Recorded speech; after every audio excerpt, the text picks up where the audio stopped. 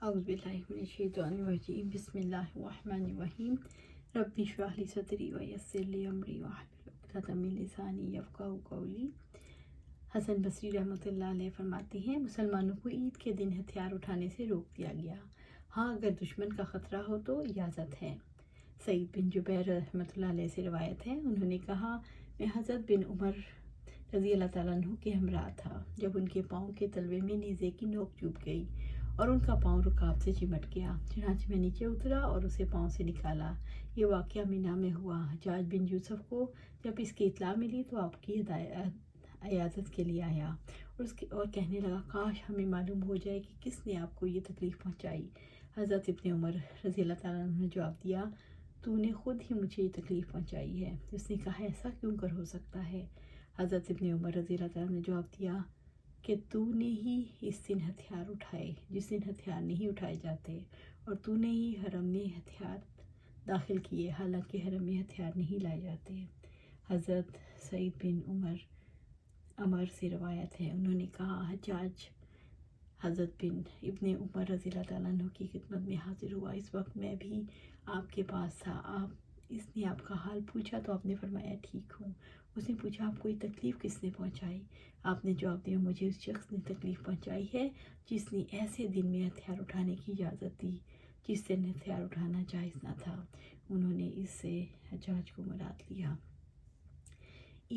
نماز عید کے لیے صبح سویرے جانا۔ عبداللہ بن بصر رضی اللہ تعالیٰ عنہ بیان کرتے ہیں، ہم تو اس وقت نماز عید سے فارغ ہو جاتے تھے، آپ نے یہ بات بوقت چاشت فرمائی جس وقت نفل پڑھنا جائز ہوتا ہے۔ حضرت برا بن عازب رضی اللہ تعالیٰ عنہ سے روایت ہے، انہوں نے فرمایا، نبی صلی اللہ علیہ وسلم نے قربانی کے دن ہمیں خطبہ دیا تو فرمایا، سب سے پہلے ہم جس کام سے اس دن کا آغاز کرتے ہیں وہ نماز پڑھنا ہے، پھر واپس جا کر قربانی کرنا ہے۔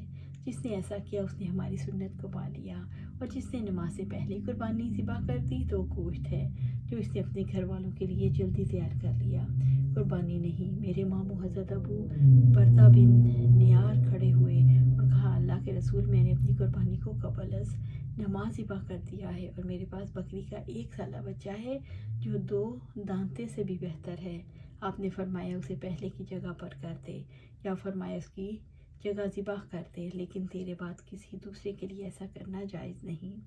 ان روایات اور آثار سے یہ معلوم ہوتا ہے، عید پڑھنے کا وقت طلوع آفتاب کے بعد ہے اور چاشت کا وقت ہے، اور چاشت کا وقت سورج کے ایک نیزہ بلند ہونے پر ہو جاتا ہے۔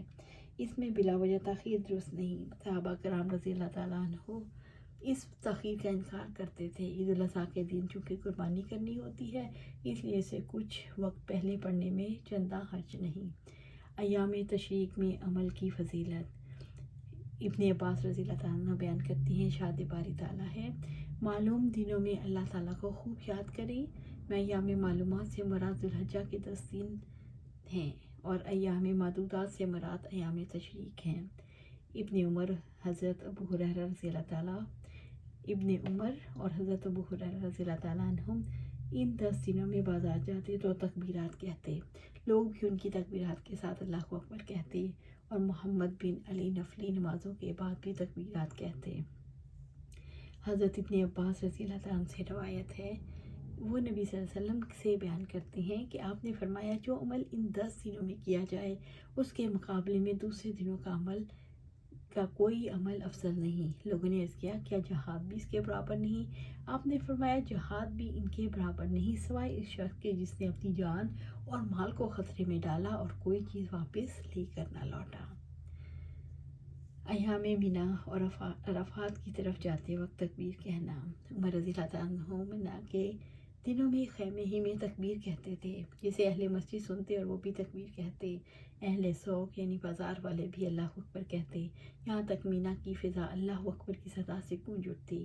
حضرت ابن عمر رضی اللہ تعالیٰ عنہ بھی ان دنوں نماز کے بعد اپنے بستر پر، اپنے خیمے میں، اپنی مجلس میں اور اپنے راستے چلتے وقت الغرض ان تمام دنوں میں تکبیرات کہتے۔ ام المومنین حضرت میمونہ رضی اللہ تعالیٰ عنہ یوم نحر یعنی 10ویں ذوالحجہ کو تکبیر کہتی، دوسری خواتین بھی تشریق کی راتوں میں حضرت ابان بن عثمان اور حضرت عمر بن عبدالعزیز کے پیچھے مردوں کے ساتھ مسجد میں تکبیرات کہتی۔ حضرت محمد بن ابو بکر سکفی سے روایت ہے، سکفی انہوں نے کہا جب ہم صبح کے وقت مینا سے عرفات جا رہے تھے تو میں نے حضرت انس بن مالک رضی اللہ تعالیٰ عنہ سے تلبیہ کے متعلق سوال کیا، آپ حضرات نبی صلی اللہ علیہ وسلم کے ہمراہ جاتے وقت کس طرح کرتے تھے؟ انہوں نے جواب دیا، لبیک کہنے والا لبیک کہتا تو اس پر کوئی اعتراض نہ کرتا، اور اسی طرح تکبیر کہنے والا تکبیر کہتا تو اسے منع نہیں کیا جاتا۔ حضرت عطیہ رضی اللہ تعالیٰ عنہ سے روایت ہے، انہوں نے فرمایا ہمیں حکم دیا جاتا کہ عید کے دن گھر سے نکلیں، حتیٰ کہ کنواری لڑکیوں کو ان کے پردوں کے ساتھ نکالیں اور حائضہ عورتوں کو بھی گھروں سے برآمد کریں۔ چنانچہ وہ مردوں کے پیچھے رہتی، ان کی تکبیر کے ساتھ تکبیریں کہتی، نیز مردوں کی دعا کے ساتھ دعائیں مانگتی اور اس دن کی برکت اور طہارت کی امید رکھتی تھی۔ اللہ سبحانہ تعالیٰ سے دعا ہے ہمیں بھی ایسی ہی عیدیں گزارنے کی توفیق عطا فرمائے۔ اللہ سبحانہ تعالیٰ ہمیں قرآن و سنت پر عمل کرنے کی توفیق دے اور اس پر جمع دے۔